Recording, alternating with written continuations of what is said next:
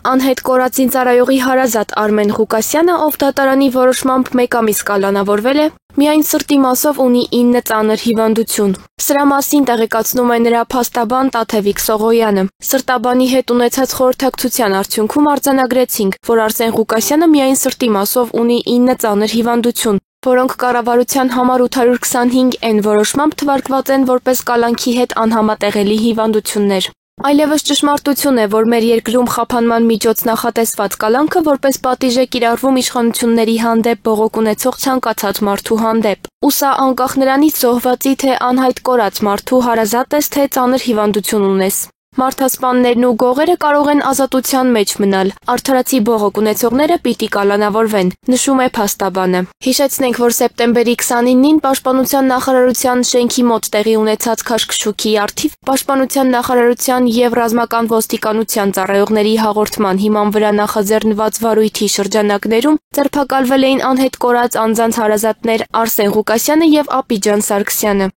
Աբիջան Սարգսյանը անհետ կորածի հայր է, իսկ Արսեն Ղուկասյանը հորեղբայր։ Աբիջան Սարգսյանն ազատ է արձակվել։ Սեպտեմբերի 29-ին անհետ կորածների հարազատները Պաշտպանության նախարարության շենքի մոտ հանդիպում էին պահանջել ՊՆ մի քանի պաշտոնյայի հետ, այդ թվում նաև առայժմ ծառայության մեջ չգտնվող։ Նրանք չէին համաձայնել պաշտպանական գերատեսչության առաջարկներին, որից հետո իրավիճակը լարվել էր։ Պաշտպանության նախարարությունը հայտարարություն էր տարածել, նշելով, որ նշված օրը ակցիայի որոշ մասնակիցներ ռազմական ոստիկանության ծառայողների ուղղությամբ շշեր էին նետել, ինչպես նաև այլ առարկաներով տարբեր գործողությունների դիմել, ինչին ի պատասխան ռազմական ոստիկանության ծառայողների գործողությունները շարունակել էին մնալ հարգալից։